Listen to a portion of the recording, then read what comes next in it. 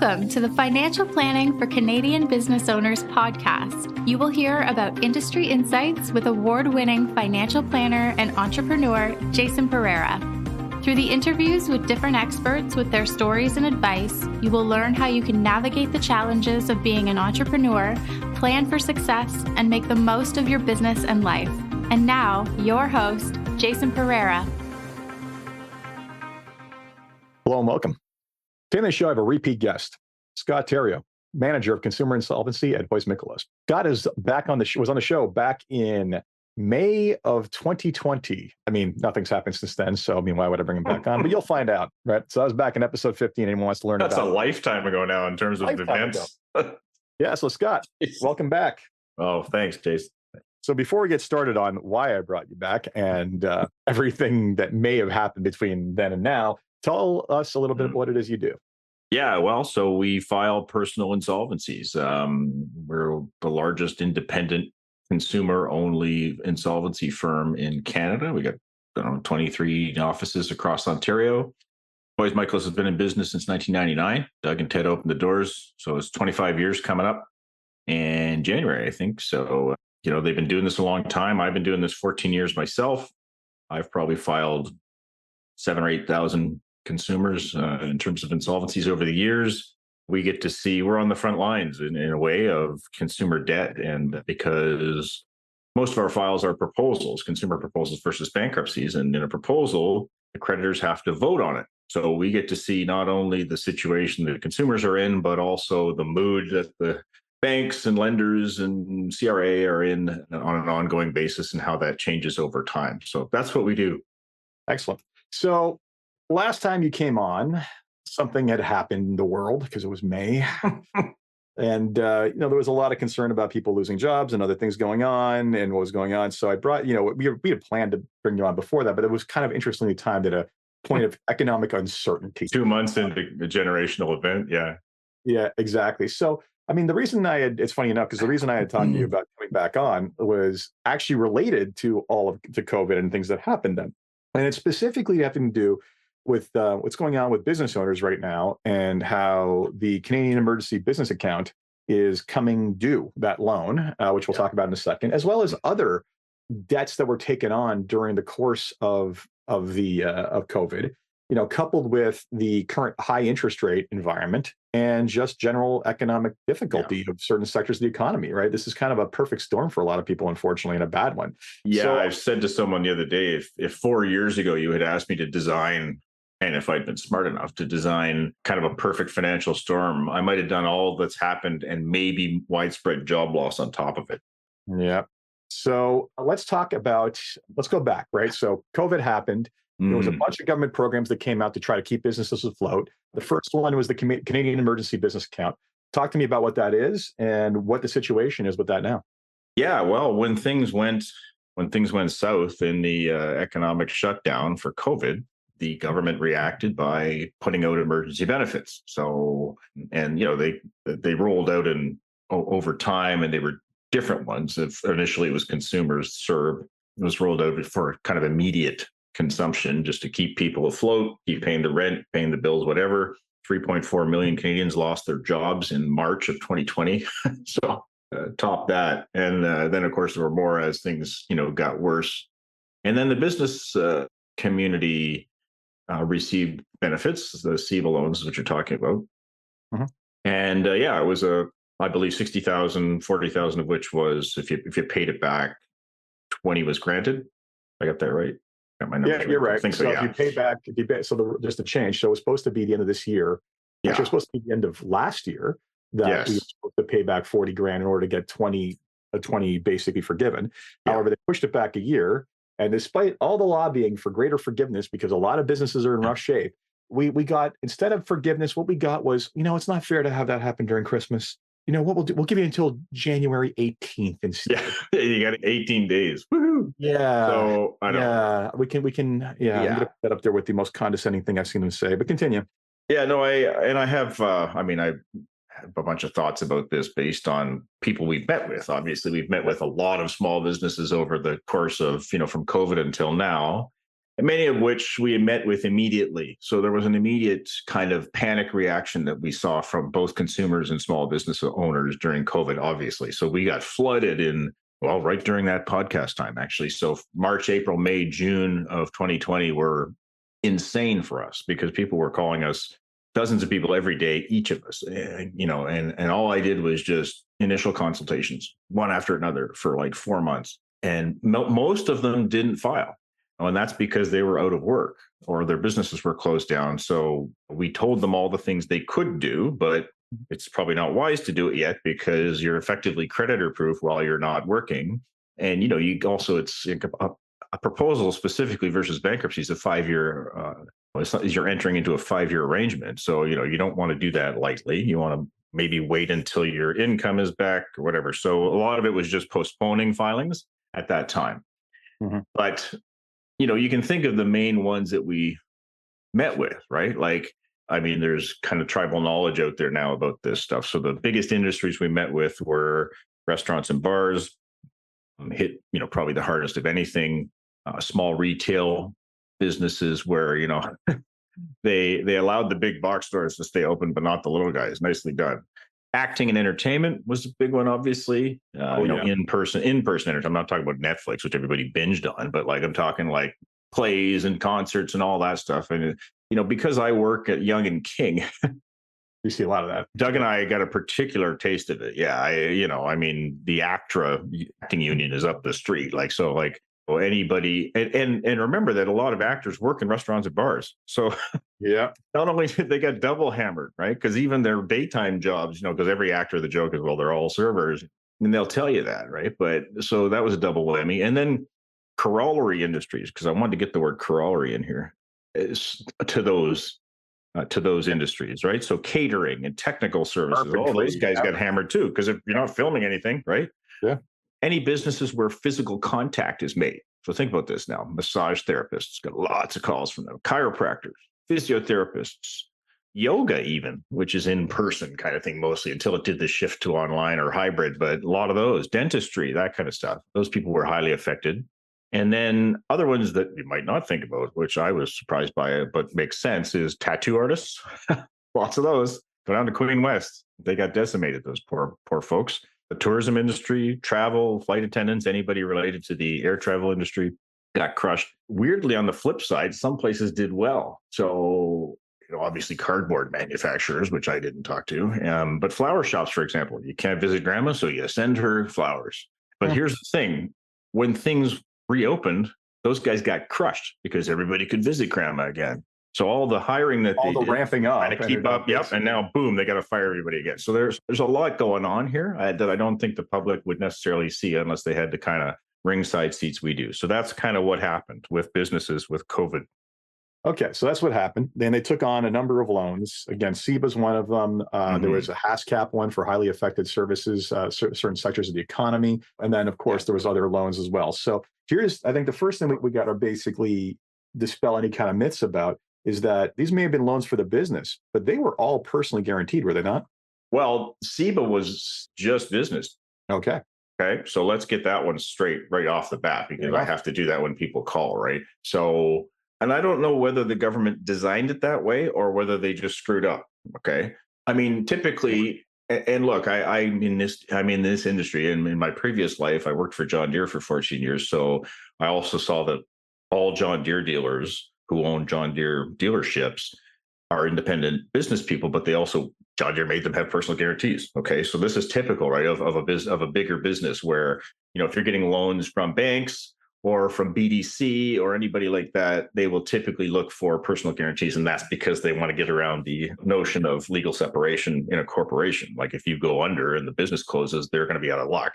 So typically that kind of money would be personally guaranteed, but CEBA was not. So when people phone us and say, hey, look, I got a small business and I got a CEBA loan for 60 and I can't pay it back and I got all these other debts. And I say, okay, well, let's chalk the 61 off, because typically what we do as our tactic is you close your corporation down, file a personal insolvency because of all the personal guarantees and director liability debts that might follow you personally, because then you're covered both ways. Then you can just reopen another business and do what you want to do again. that's normally what we do. And that's also why we do so many personal filings, because so we effectively do business filings, but we do the personal. So yes, the CEBA loans were actually purely corporate. And so if you were not a sole proprietor and you were incorporated and you had a CEBA loan, that's your corporation. That's not you. So you might owe personal tax or HSD or payroll deduction as director liability, whatever, but you don't owe that one personally. So that's not on personally. The second piece of this is that let's also look at the reality of this. It's not that it has to be absolutely paid by the deadline, otherwise the entire thing is due. It's that the amount converts to a 5-year term loan. Yeah. So, instead of the goal is if you can pay down 40 grand, great. 20 grand gets forgiven, you're absolved. If you can't pay down 40 grand, then whatever's left over, it's whatever's left over to 60, which goes to a 5-year loan. And I'm actually seeing banks now putting out offers for loans for 40 grand. So you can basically get that. So you can. Yeah, that's an industry that has sprung up. I'm always amazed that nature will find a way, as they say.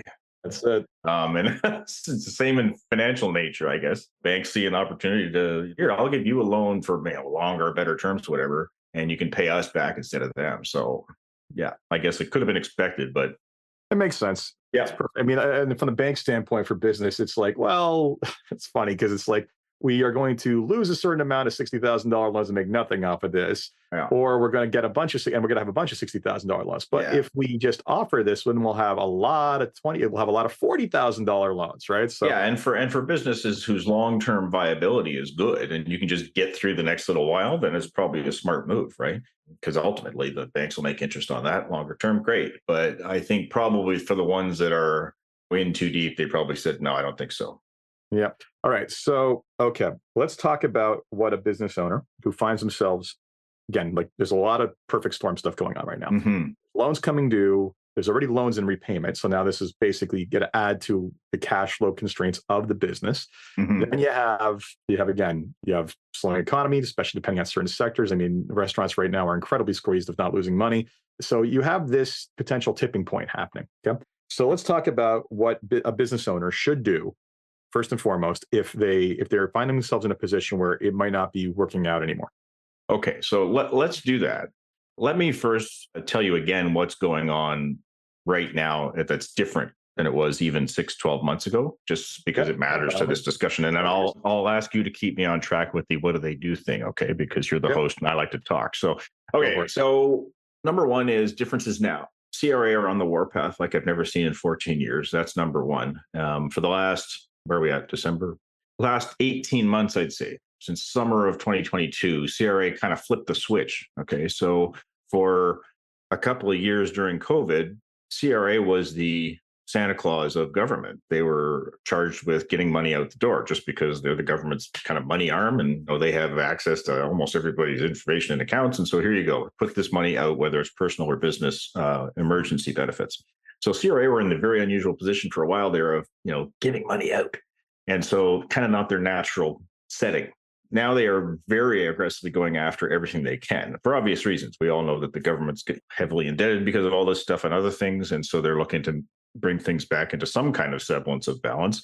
For small businesses, what that means, that warpath means, is that CRA are freezing accounts. Okay, because self-employed people, as you know, don't typically have wages that CRA can garnish. And so CRA just instead says, okay, we'll shut you down effectively by freezing your bank account because you can't operate. Okay. And they call us 30 minutes later.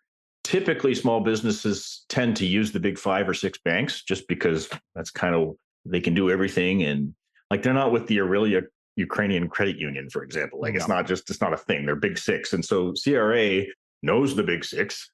And so CRA can easily send a blanket notice to say, hey, if dude here that owns this small business owes us a bunch of money, can you just shut their bank account down for us? Thanks very much. So it's low-hanging fruit for CRA. And so that is putting tremendous pressure on businesses who are already stressed out and tapped out. And so that initiates action on the tax debtor, obviously, the small business owner. And they've also had, you got to remember that when COVID shut these businesses down, the businesses said, okay, what do I do to either keep open or keep people employed? A lot of them kept the doors open just to keep people working kind of thing because they know their staff and all that is personal.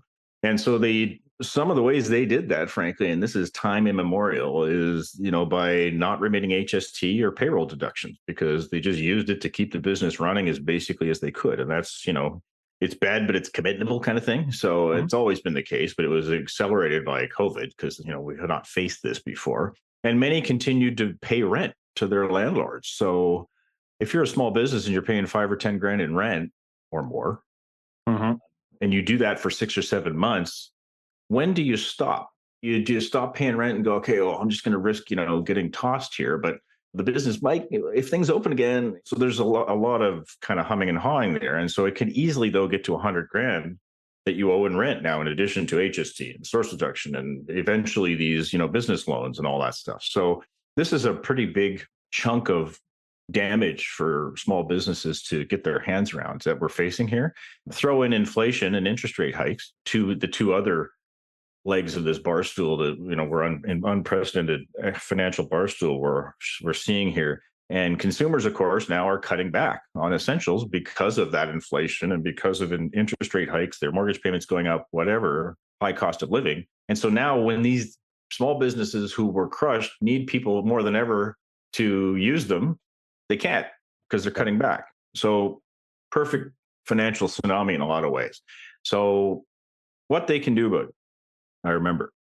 Well, they can call us, number one, and in our in our long-standing history of studying our clients and trying to put educational information out there via our debtor study every year or all the stuff that we do, typically it takes between 12 and 24 months for somebody to phone us when they realize they're screwed. Okay, so not to be technical, but when you're screwed, it. Yeah. You think you're done, right? You've hummed and hawed for like a long time. And I'll just interject here to say, unfortunately, go ahead. That period, unfortunately, they're doing a lot of the wrong things, right? And I've seen this happen firsthand, where they don't want to deal with the situation as is and hoping this gets better, and they're drawing down assets that would otherwise be creditor protected, right? Yeah. And so, if anything, I get the desire to make it better and hope it gets better. Yeah. But if you're literally shooting yourself in the foot by taking a pool of assets that the creditors wouldn't be able to touch and using them. And you're burning up assets that you wouldn't have lost anyway. Exactly. Right? And that's why it is always better to phone early, because keep in mind, like, you phone a trustee, trustee's legally obliged to give you all your options or we lose our license. And probably only 40% of people that phone us actually file. But I advise all of them 100%, 100 out of 100. So if you phone me and you're a small business owner and here's all your scenario, there's 2 pages worth of notes and all, it's very complicated. I will tell you what you should do. And as you said, wisely, I will also tell you that if you do get to the point where you have to file something, whether it's corporate or personal, proposal or bankruptcy, whatever, here's the things you shouldn't do. Because frankly, 90% of good advice is avoiding problems as opposed to trying to get out of them.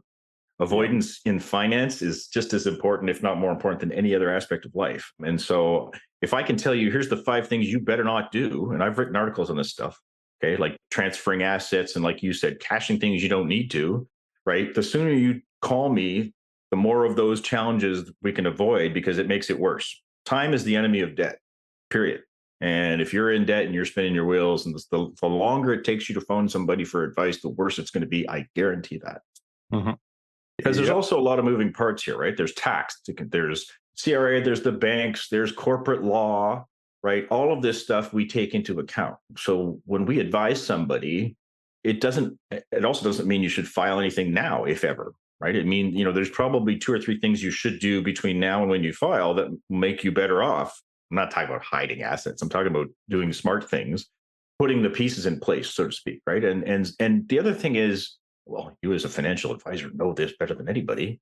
I'm objective. You phone me with this complicated set of a big mess. I'm looking at this going, here's what you ought to do, because I can see it, right? Yep. You're in it and you're the one not sleeping. I'm sleeping fine. So like, I can sit there and go, okay, well, in 20 minutes, I think here's what we do. And frankly, we're often the first person that somebody who's been stressed out for 3 years has spoken to that's actually helped them.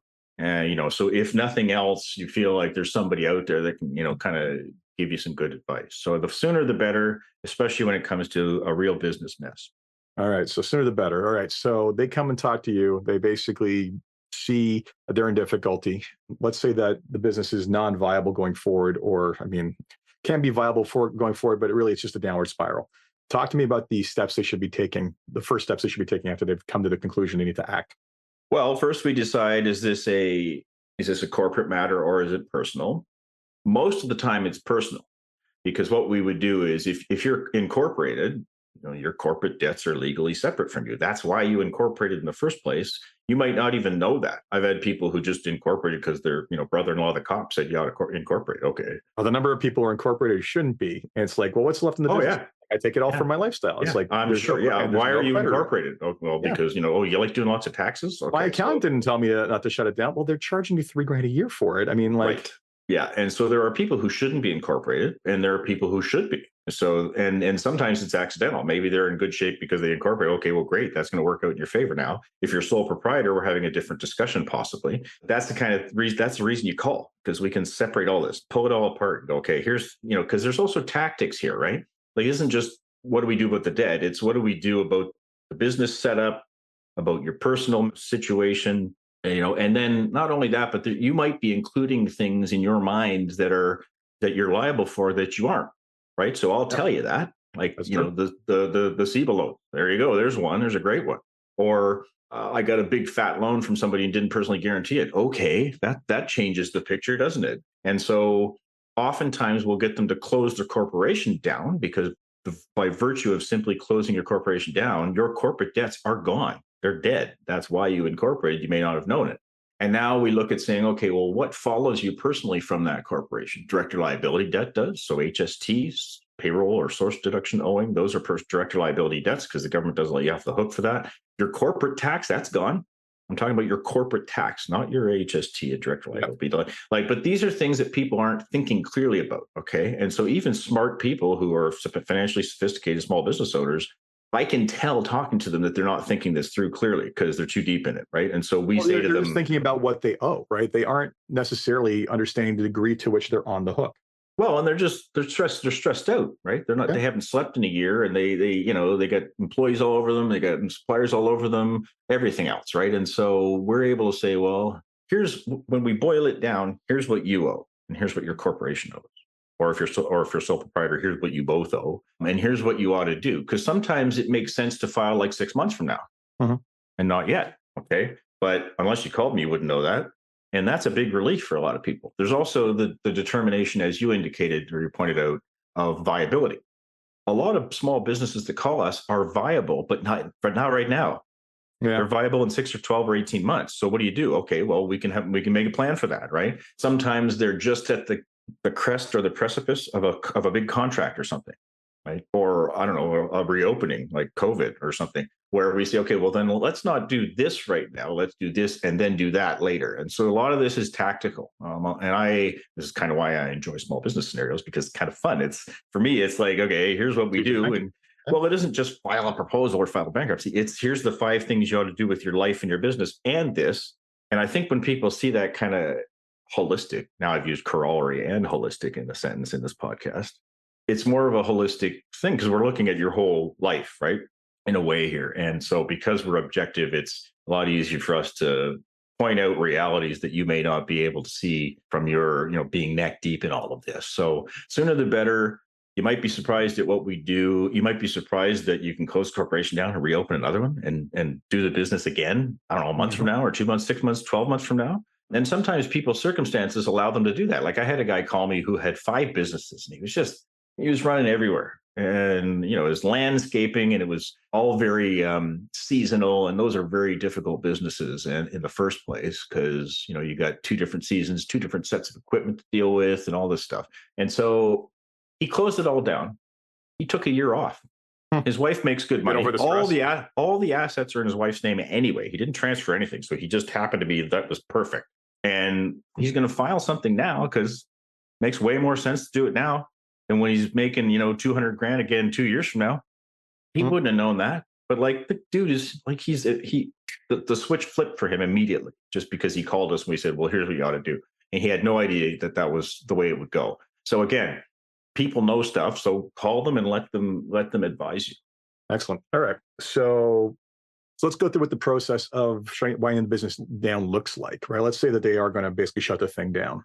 Basically, talk to me about what needs to be filed, what they're doing, where's your involvement? Yeah. So, well, typically what we would say if there's a corporation closing down is we say, okay, where are you at on your filings, first of all? Okay. This is because We always want to make CRA as happy as possible, okay? Especially in a proposal where they're voting, but even in a bankruptcy where they could make a fuss about your discharge as well. They don't typically do it, but we just want CRA happy, okay? So number one is where you're at with your filings: personal, corporate, HST, payroll, everything, okay? Because if you're closing, you want to do a closing return, okay? And I'm not an accountant, so I can't tell you what all that is. I don't care, frankly, because someone will do it. Thank God. I just say do it and someone else does it. But do your closing returns, right? So do your due diligence essentially for the closing. It doesn't cost tons. You have to do some nil returns or some closing returns, whatever, but it ties the business up nicely for CRA, okay? Because you don't want loose ends with CRA. Then you close your corporation down. I don't know, that costs you $50 to do on the government website or something. Your accountant can do it. Usually that's what happens because they know what they're doing. And then we do probably a personal filing as a result of that. But that's what you do. You file your returns to date, whether you were filing, quarterly for HST or annually or whatever, but you do all that up to date. And if it's late in the tax year, like it is right now, we would do a year to date kind of prorated, what's called a provisional tax return, just to make CRA happy and make sure that you have the debts included in whatever we're filing right up to date. So in other words, I don't want you, like if we're this late in the year, you might owe a ton, right? And I don't want you covered through the end of 2022. And then we do all this, a proposal or bankruptcy for you, and then you owe another 80 grand in HST. That's not fun. Okay. So we make sure this is complete, right? So that's the kind of stuff we advise people to do. And they don't typically know it.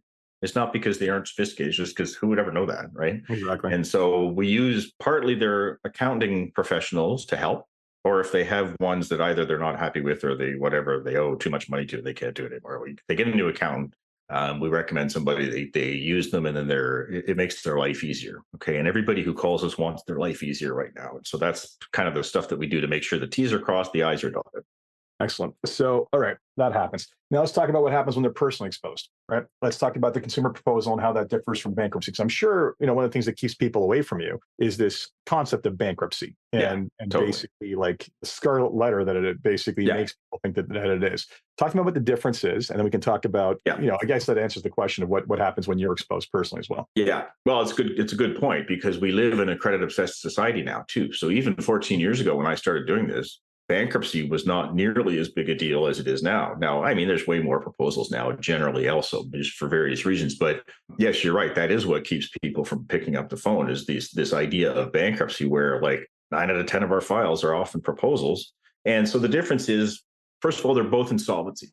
Okay. So an insolvency is a bankruptcy or a consumer proposal for a Canadian consumer. They're both legal proceedings under the Bankruptcy Act. They're both provisions under the Bankruptcy Act. But one is a deal and one is not. So a proposal is a legal settlement as an alternative to bankruptcy. And you have 5 years to pay it, 60 months.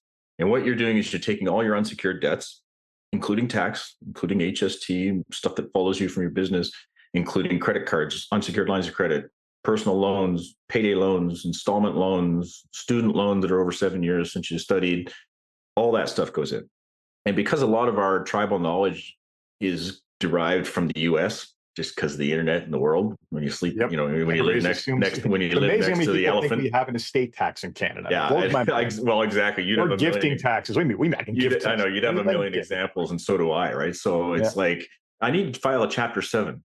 Okay, so our bankruptcy code, our insolvency code, we don't call it a code; it's a law, is very different from the U.S.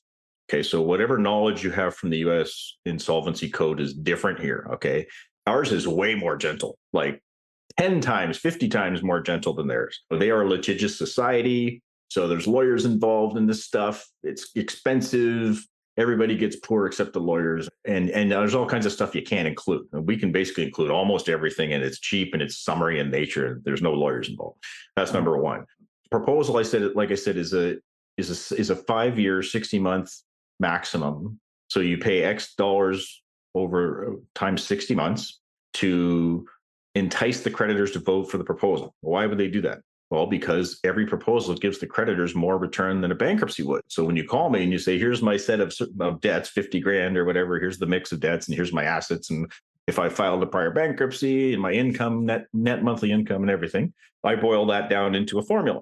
Not my formula, the government's formula. And it spits out, here's what a bankruptcy would cost you.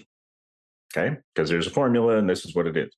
So when you do a proposal, bankruptcy is 21 months or 9 months, depending on your income, and a proposal 60. So, okay, well, if I'm offering to pay you, my creditors, over 60 months instead of 21 or 9, I got to give you more. Okay. So we always offer more. How much more?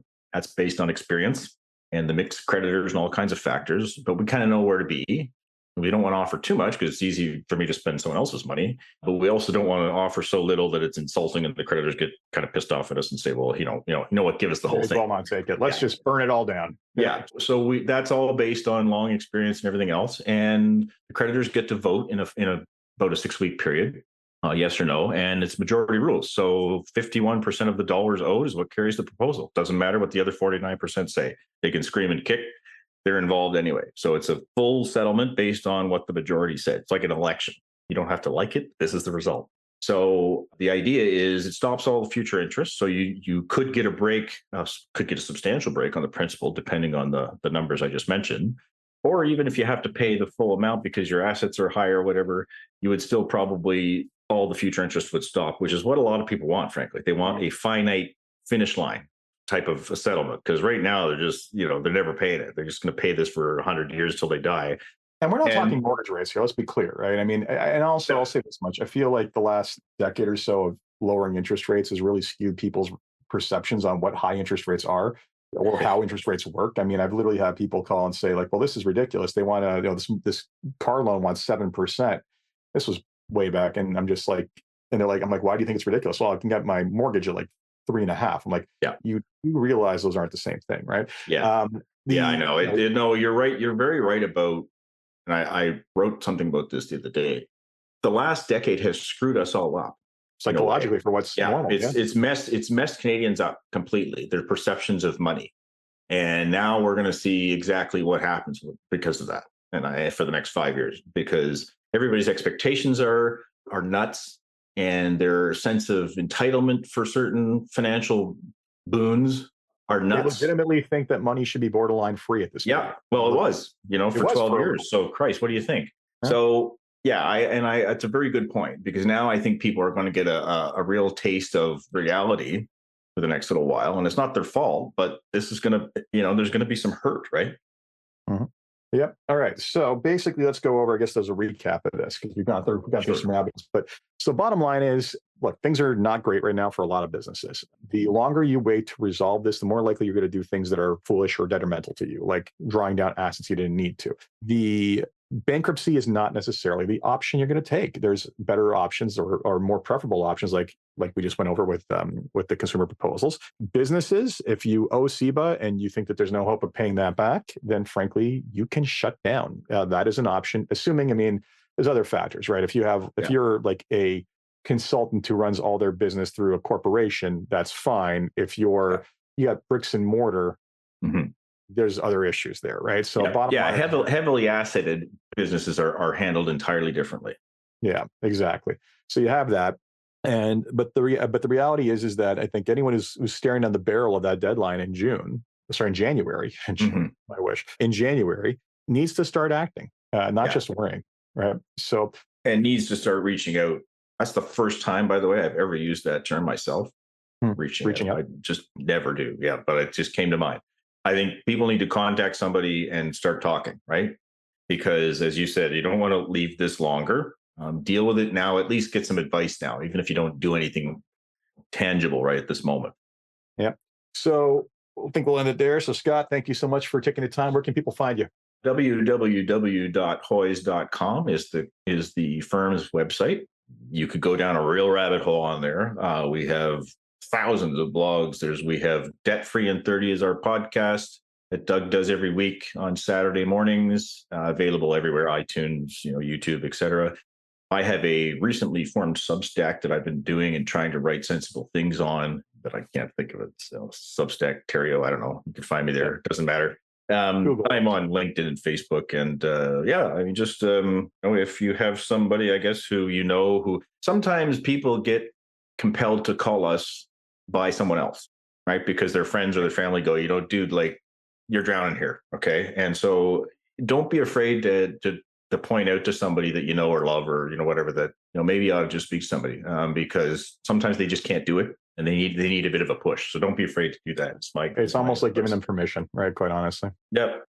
Excellent. Scott, thanks so much. Very much. You're welcome. Thanks, Jason. Take care. Take care.